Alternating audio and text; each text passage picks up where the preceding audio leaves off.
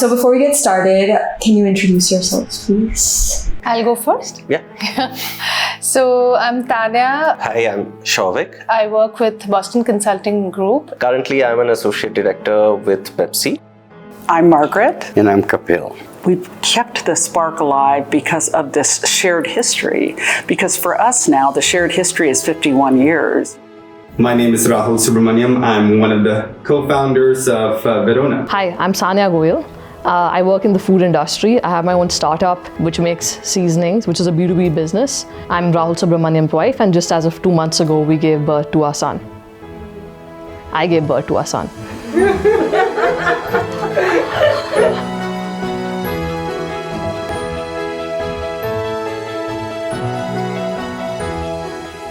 We ended up in a course together. You were to go up to the person in the class and give it to the person that you would most like to get to know better. So I had already decided that I was going to give my grapefruit to Kapil. So, I was very appreciative and thankful to Margaret for doing that. And I thought maybe there's a possibility that, we could start a friendship.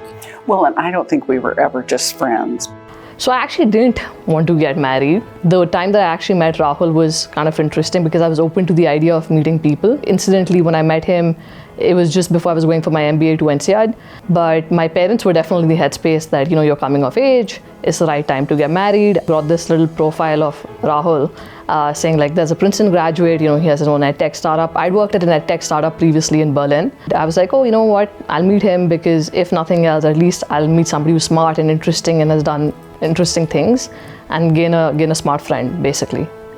So we were actually at the same school a year apart, so she's a year junior to me. He's really good in academics and he used to top the school. But we never really knew each other at school. We never really met. I sent out a friend request. And this was when I was pursuing my master's in physics from IIT Bombay. And I didn't expect her to accept it. But so I definitely knew him, that this guy exists. Received his friend request. I thought, oh, fine enough. I think he'll be an interesting guy to chat up with. Soon after that, I also moved to IIT Kharagpur. And then hostel life, as you know, is, all-nighters. And that's when we used to do a lot of catch-ups over chat. And that's when I realized that it's a nice chemistry to have. Of course, everything was all about friendship from my end. So I was pretty much smitten from the beginning. And to be honest, even though she maintained friendship sort of a tag on it, but I think somewhere we both knew that it's heading towards a more long-term committed thing. Yeah. I like your confidence. I was always confident. Kapil is a very gentle and respectful and very smart guy and ambitious, and it just seemed that those core values were there that really sustained us, and the cultural differences were not that great. Of course they're there, but I didn't really feel like they were insurmountable in any way. It's best to be in a situation where there are no preconceived notions. That she has to perform like this, or walk like this, or cook like this, and so on. We didn't have any, and she was a Catholic, I was a Hindu. I went to church sometimes, and she would go with me to the temple, and we'd have a priest at home to do the ceremony. So we just accepted that, and I didn't become a Catholic, and she didn't become a Hindu. I went to my trustee's spreadsheet and listed everything down, and that really helped me think through the decision.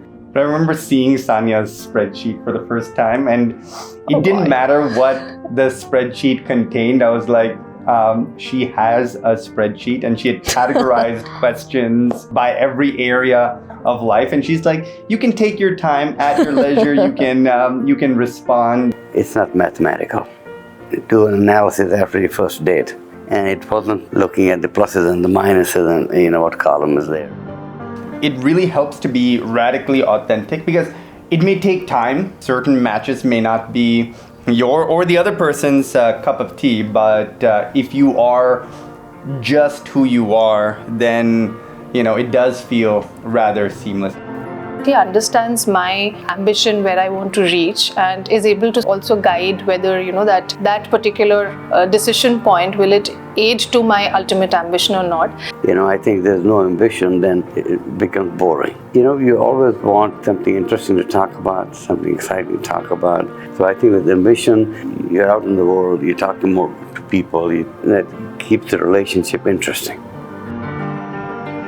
We went to a jazz club where we were just listening to music and dancing, and I don't think we actually spoke that much, which was also very interesting. But I think when you can be silent with somebody and find comfort in silence, that's quite remarkable. It was a moonlit night, so it was a full moon night. We were at Langkawi and we were just laying in front of the infinity pool and overlooking the sea. The whole atmosphere and the whole vibe was so good. We stayed there together almost in complete silence for about 2 to 3 hours, just holding hands. And I remember that evening again super vividly.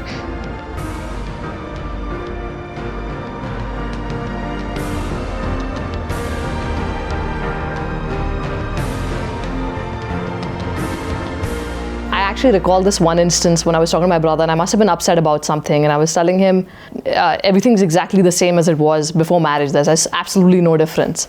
And my brother just started laughing and saying, Sanya, most people complain that they ordered a tiramisu, but then they got a cheesecake. And here you are, you've got a tiramisu, and you ordered a tiramisu, but you're still complaining. On the tiramisu.